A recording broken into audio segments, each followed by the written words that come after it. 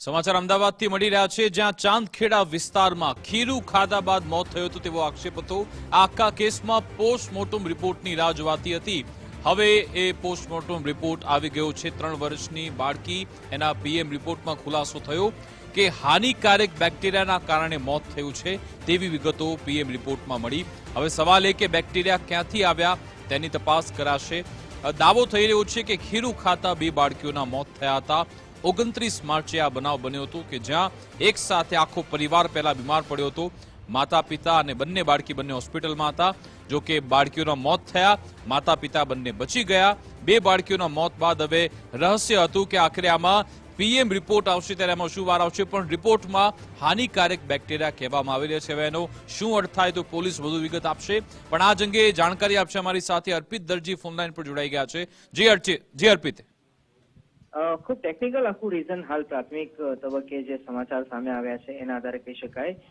ડોક્ટરી ભાષામાં અને એસિનોબેક્ટર બાઉમા નામનો બેક્ટેરિયા શરીરમાં મળી આવ્યો છે અને આ બેક્ટેરિયા સખત એક્સ્ટ્રીમ લેવલનો હાનિકારક હોય છે, જેના કારણે તેનું મોત થયું હતું। આ પ્રકારનો જ્યારે ચેપ લાગી જાય છે ત્યારે હૃદય અને શ્વાસ પ્રણાલી એટલે શ્વાસોશ્વાસની પ્રક્રિયા હોય છે એ બંધ થઈ જતી હોય છે। ફેફસામાં પણ પાણી અને સોજો જેવી પરિસ્થિતિનું નિર્માણ થાય છે, જેના કારણે શ્વાસ લેવામાં તકલીફ પડતી હોય છે। એટલે આ ટેકનિકલી મેડિકલ રીઝનોના કારણે એનું મોત થયું હતું। હવે પોલીસ એ તપાસ કરી રહી છે કે આ જે એક્સ્ટ્રીમ લેવલનો ભયંકર ઘાતક જે બેક્ટેરિયા છે એ બેક્ટેરિયા કયા કારણોસર આ બાળકીના શરીરમાં પ્રવેશ્યો હતો, શું કોઈ એવી ચીજવસ્તુ ખાધી હતી અથવા તો એવા કયા સંજોગો હતા, એવી કઈ પરિસ્થિતિ હતી જેના કારણે આ બેક્ટેરિયાના શરીરમાં પ્રવેશ્યો હતો, તે હવે પોલીસ તપાસ કરવાની છે।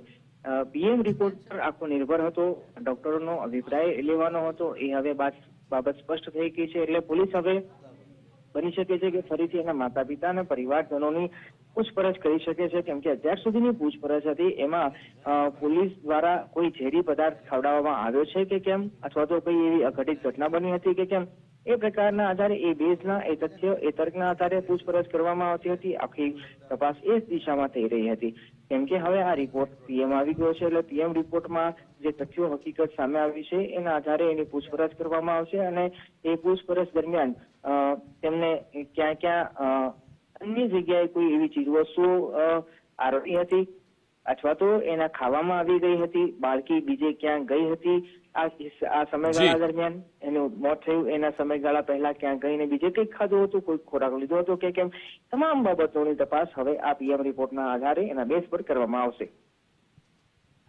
બિલકુલ, આભાર અર્પિત તમામ જાણકારી આપવા બદલ।